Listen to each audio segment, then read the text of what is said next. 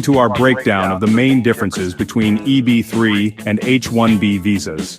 Look, if you're considering swapping whatever godforsaken country you currently reside in for the chaotic carnival of capitalism that is the United States, then strap in, because this is crucial information you need to know. It's like choosing between two doors. One potentially leads to a green card, the other, well, it's more complicated than that. And as we all know here in America, if something isn't immediately simple, it's probably about to get real weird, real fast.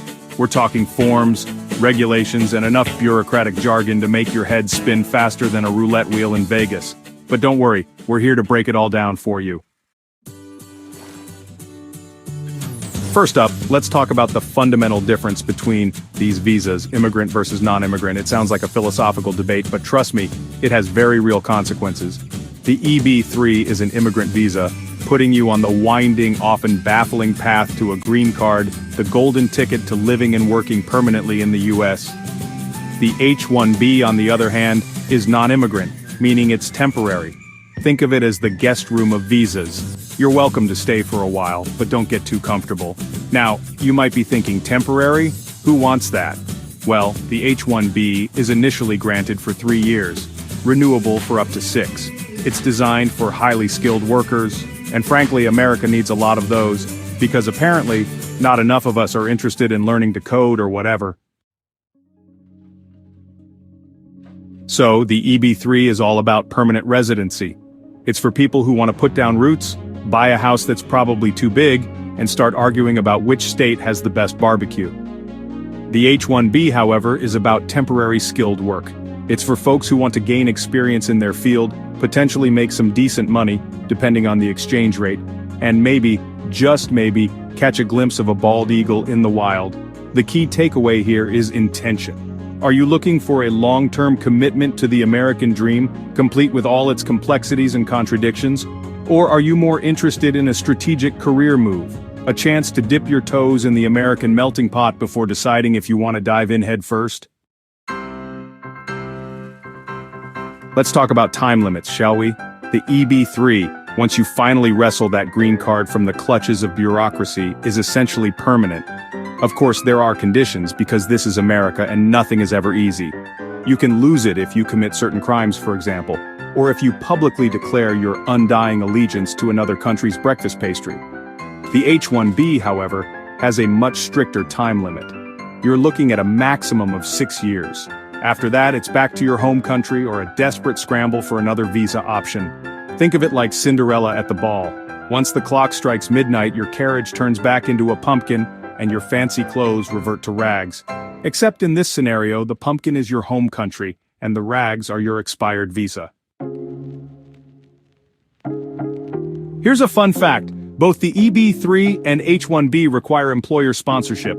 That's right, before you even think about packing your bags and booking a flight, you're going to need a job offer from a U.S. employer willing to navigate the bureaucratic labyrinth on your behalf. This is where things get tricky. The employer has to prove they couldn't find an equally qualified American to fill the position. It's like going on a dating app and swiping left on every single American candidate just so you can justify matching with someone from overseas. Now let's talk about everyone's favorite topic, processing times. Prepare yourselves, because this is where the true absurdity of the American immigration system rears its ugly head. The EB-3, my friends, is notoriously slow. We're talking 1 to 3 years, sometimes even longer, depending on your country of origin and the whims of the U.S. government. The H-1B, on the other hand, is comparatively faster. You're looking at a few months to a year, which in the grand scheme of immigration purgatory is practically a blink of an eye. But don't get too excited. Remember, the H-1B is still subject to an annual lottery, which brings us to our next point. The great equalizer quotas and lotteries. The EB-3 has country caps, meaning there's a limit on how many people from each country can receive a green card each year. It's like trying to get into an exclusive nightclub, except the bouncer is using a spreadsheet to decide who gets in. The H-1B, on the other hand, has an annual lottery. Each year, 85,000 lucky souls are selected from a pool of hundreds of thousands of applicants. It's like the Hunger Games, but instead of fighting to the death, you're competing for the chance to pay taxes and contribute to the American economy. Let's talk about hoops, shall we? Because both the EB-3 and H-1B require you to jump through quite a few. The EB-3, however, is a bit more forgiving. You'll need a job offer, of course, and some demonstrable skills in your field. But here's the kicker. Sometimes even unskilled workers can qualify. That's right, if you're really good at, say, flipping burgers or folding fitted sheets, the American dream might just be within reach.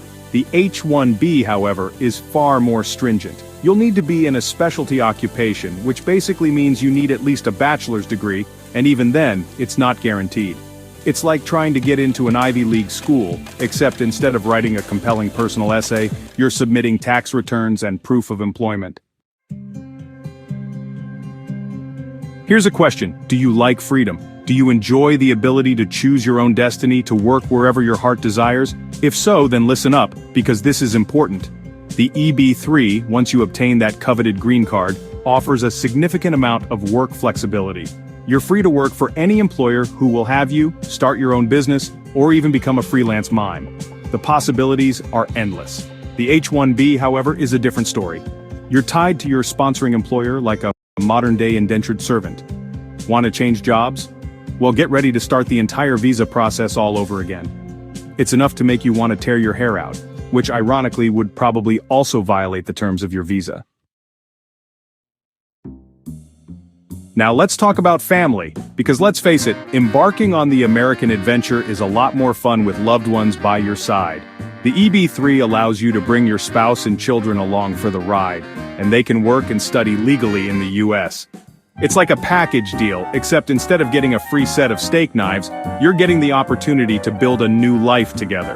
The H-1B, however, is a bit more complicated. Your spouse can come along on an H-4 visa, but working? Not so fast. They'll need to apply for a special work permit, and even then it's not guaranteed. It's like inviting your spouse to a potluck dinner, but telling them they can't eat any of the food. Alright, let's break down the pros and cons of each visa type. For EB-3, the pros include permanent status, a path to citizenship, family benefits, and no employer tether after getting the green card. You're basically free to pursue your American dream, whatever that may be. Want to open a chain of artisanal mayonnaise shops? Go for it! Want to become a professional competitive eater? The world is your oyster. However, the cons are significant. A very slow process, high costs, and those pesky country quotas. It's like trying to win a marathon where the finish line keeps moving further away. For H-1B, the pros are faster entry, professional experience, dual intent, and dependents can study. You get to live and work in America, albeit temporarily, and gain valuable experience in your field. It's like a crash course in American culture, complete with all its quirks and contradictions. But, and this is a big but, the cons include uncertainty due to the lottery system, being tied to the employer, a time limit of 6 years, and work restrictions for spouses. It's like being on a roller coaster that you're not sure you want to be on, and you have no control over when it stops. Thanks for watching. We hope this breakdown helps you understand the key differences between EB-3 and H-1B visas. Choosing the right visa is a crucial step in your American journey, and it's not a decision to be taken lightly. It's like choosing between a complicated relationship with a long and convoluted history and a whirlwind romance that might just fizzle out after a few years. Ultimately, the best visa for you depends on your individual circumstances, your career goals, and your tolerance for bureaucratic absurdity. So do your research, talk to an immigration lawyer, because let's face it, you'll probably need one, and choose wisely. Don't forget to like, subscribe, and hit the bell icon for more informative content.